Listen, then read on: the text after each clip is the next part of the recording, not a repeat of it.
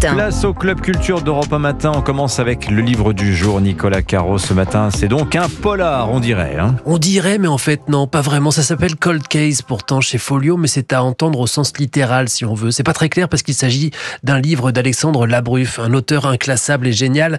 Il avait cartonné avec son premier chronique d'une station-service, un pompiste qui raconte son quotidien et les clients qui passent. Ensuite, il a publié Un hiver à Wuhan, parce qu'il était à Wuhan quand le Covid a débarqué. Puis Wonderland, sur la folie, c'est souvent très drôle au milieu du drame, et là il ne déroge pas à la règle, même si donc a priori il n'y aurait pas de quoi rire. Il s'agit d'une enquête sur un fait divers. Un cold case donc. Ouais, c'est sûr. À Toronto, en 1971, un homme est retrouvé mort de froid dans un local poubelle, cheveux glacés, lèvres gercées, une larme gelée sur son visage, écrit Alexandre Labruf. Le local poubelle, c'est celui d'un hôpital psychiatrique, et le corps est découvert par les gardiens de l'hôpital qui appellent la police, qui arrive, qui met le bandeau Police Line, Do Not Cross. En fait, il s'agit d'un fugueur de l'hôpital, Sang-Young, un Coréen qui avait débarqué au Canada quelque temps plus tôt. Mais donc l'affaire est résolue.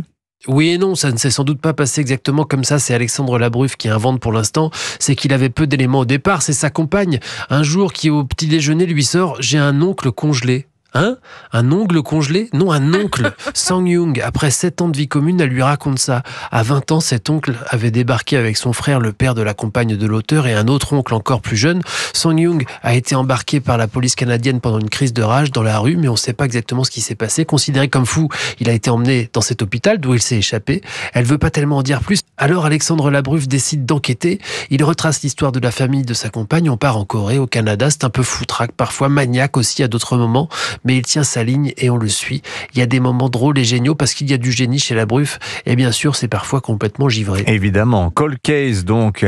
Comme la personne. Comme le tonton. Ouais. Cold case donc signé Alexandre Labruf, c'est chez Folio en format poche. Merci Nicolas Caro. La sortie Europe 1 de la semaine, Olivier Benkemoun, un opéra rock sur l'histoire, et c'est en tournée partout en France.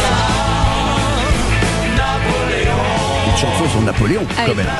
Ça s'appelle Historock. L'idée, c'est de faire comprendre des grands moments de l'histoire de France à travers 20 tableaux et des chansons documentées. Et quand je dis documentées, c'est que le créateur de ce projet est historien. Il s'appelle Dimitri Casali. Il est également ancien prof d'histoire et il joue lui-même sur scène. J'étais prof en banlieue et je me suis dit, il faut vraiment faire quelque chose pour transmettre notre histoire d'une manière ludique et divertissante à nos enfants. Parce que c'est ça, l'astuce. Ça éveille leur curiosité et ça leur donne envie d'en savoir plus. Napoléon, rock'n'roll, Napoléon, qui chante.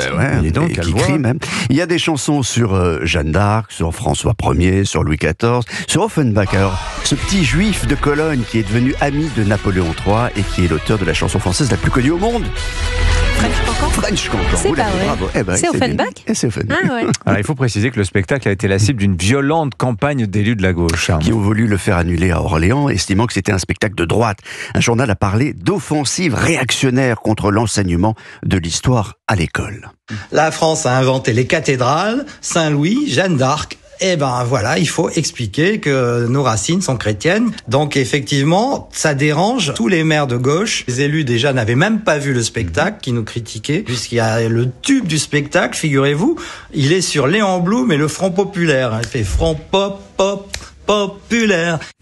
C'est la chanson, et c'est la chanson préférée des enfants. Quant à la chanson sur Henri IV, c'est un hymne à la laïcité. Vive Henri IV, vive les lits de Nantes, il a mis fin aux guerres de religion.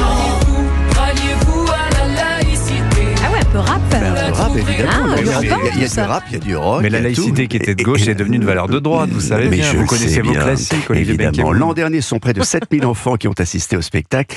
Ils ont fait 33 dates. La prochaine, ce sera le 6 juin au Zénith de Vendée, à La Roche-sur-Yon, devant 4000 enfants. Vous avez un peu de Napoléon. Je suis sûr que les parents vont apprendre plein de choses au passage parce qu'ils font les malins. Oui, Henri IV, bien sûr, évidemment. Imaginez quand ça va sortir en CD et qu'on écoutera ça sur la route pendant des heures avec les enfants. Voilà, c'est l'opéra Historock de Dimitri Casali, en tournée dans tout le pays. Vous pouvez vous renseigner, vous trouverez assez facilement les dates. Merci beaucoup Olivier Benkemoun, Nicolas Caro, Vincent. On vous retrouve la semaine prochaine.